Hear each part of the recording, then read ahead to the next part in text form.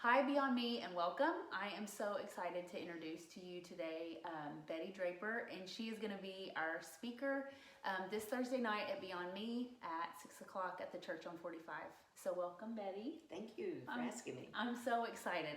Just to tell you a little bit about how I met Betty, I am really good friends with her nephews and their wives who live here in Fairfield.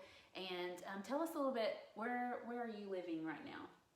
Okay, we live in Southern California, and it is out of California that we minister to in 6 different states for the mission board that we're with. Awesome, awesome. So you served on the mission field? Yes, Okay. we served in Bolivia, South America for 7 years as dorm parents. We were high school boys, dorm parents. This is with New Tribes Missions. And then we stepped out for a while, helped our local church in Kentucky, and then we came back into the mission, and they asked us to go to Papua New Guinea. And my husband was the administrator. And basically, I was a hostess. I fried chicken for people when they would come to our base. That's awesome. Wow, what an adventure, right? It was.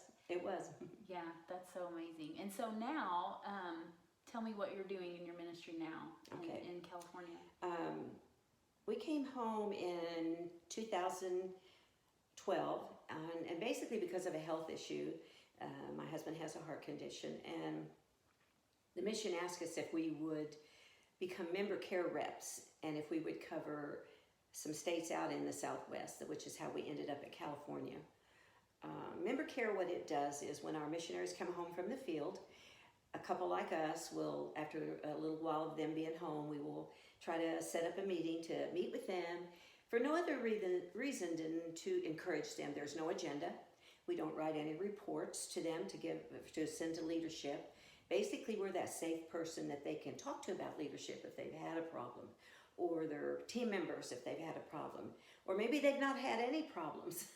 They're just come home for a good furlough, and we're kind of that first line of defense. So we meet with them just to see how their last 3 or 4 years have been on the field. And because we've been there and done that, and that's one thing that makes them feel safe. They will say, we didn't have to explain anything to you about the country that they live in and what was going on politically or anything like that, or in the tribe that they work in. They didn't have to explain. It makes them feel safe and open up, because their pastor is probably maybe their pastor's a good counselor, but they've never been overseas, or they've only been for like a week and visited, but they've moved everything they've owned overseas and been immersed in a different culture. Totally, completely. It's so different. I call it a one-way ticket.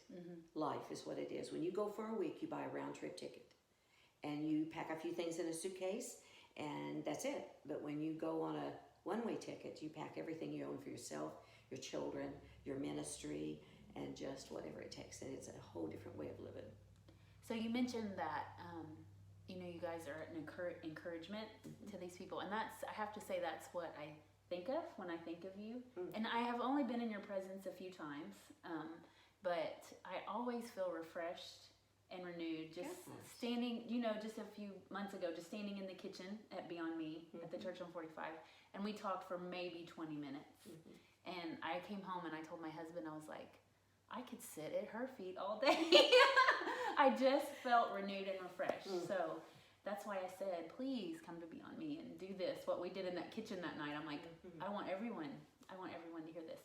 So someone told me that you pray to be a wise-hearted woman.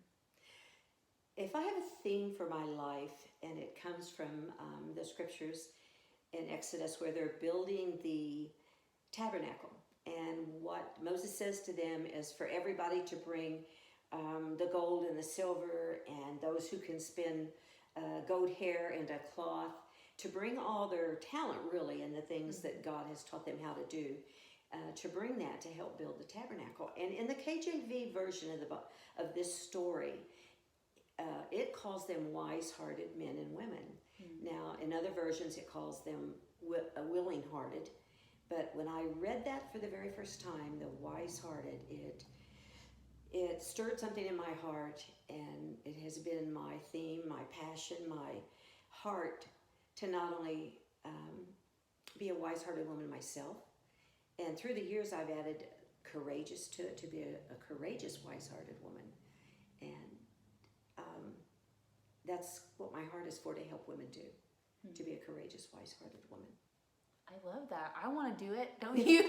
I'm telling you. I mean, we could sit. I could sit. We can't keep going because this has to be a short video, so people will watch it. But I could sit and listen to you all day. So I'm really excited. Wow, I appreciate that very much. She came all the way from California to talk to us Thursday night. So please come. We are so excited. I can't wait to meet you all. I would say she's met her goal. She's a wise-hearted woman. I believe Thank you. that. Thank you so much. Come Thursday night and hear Betty.